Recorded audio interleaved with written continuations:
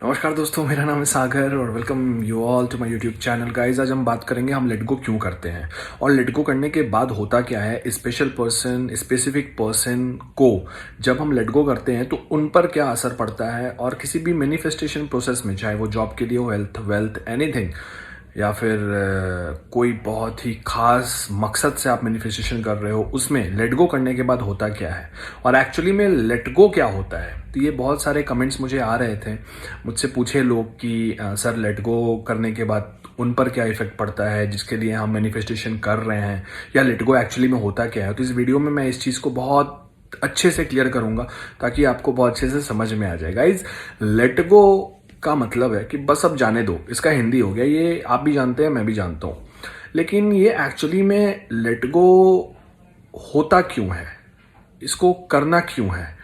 Guys, पहले तो आप ये जान लो कि जब आप किसी भी एक प्रोसेस में हो, किसी काम में हो, जैसे मान लो आप सुबह ऑफिस गए, ऑफिस से रात को घर आ रहे हो, तो अगर ऑफिस के काम को अगर घर पर अपने सर पर रखे रहोगे तो क्या होगा आपके साथ।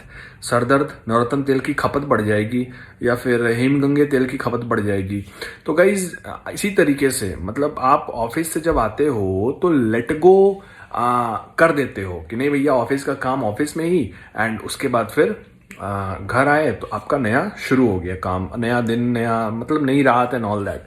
तो गाइज, लेट गो में यही है कि जब भी आप टेक्निक करते हो तो टेक्निक करने के बाद आप लेट गो करते हो, इसका मतलब कि आपने जिस मैनिफेस्टेशन प्रोसेस को करा है उसके बाद आप अब उसको याद नहीं करोगे, क्योंकि इस याद अगर करोगे तो मे बी आप नेगेटिव वे में याद कर लो, मे बी कि आपके अंदर कंफ्यूजन हो जाए। मतलब जैसे अगर आपने प्रोसेस किया, टेक्निक किया, टेक्निक में बहुत अच्छा सोचा, ऐसे होगा, ये किया, अफर्मेशंस लिखे हैं कि अब उससे मेरी शादी हो गई है, मैं बहुत खुश हूँ, या फिर वो मुझसे बहुत प्यार करने लगा है, मैं बहुत खुश हूँ, या फिर वो मेरे साथ है, मैं बहुत खुश हूँ।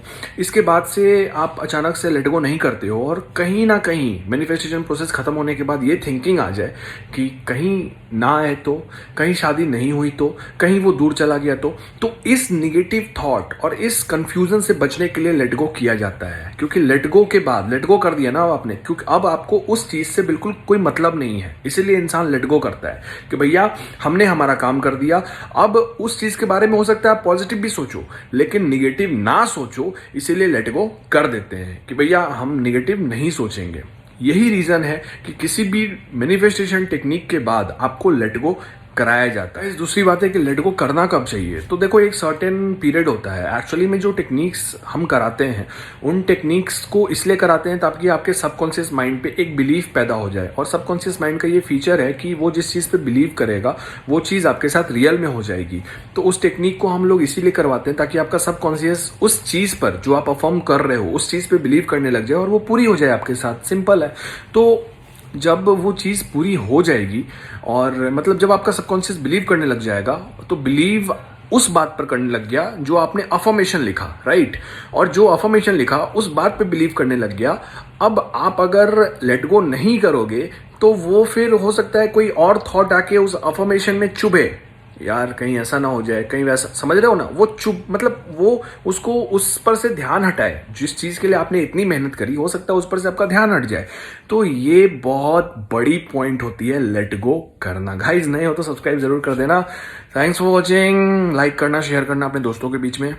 मिलते हैं फिर नेक्स्ट वीडियो में, तब तक के लिए गॉड ब्लेस, कीप मैनिफेस्टिंग।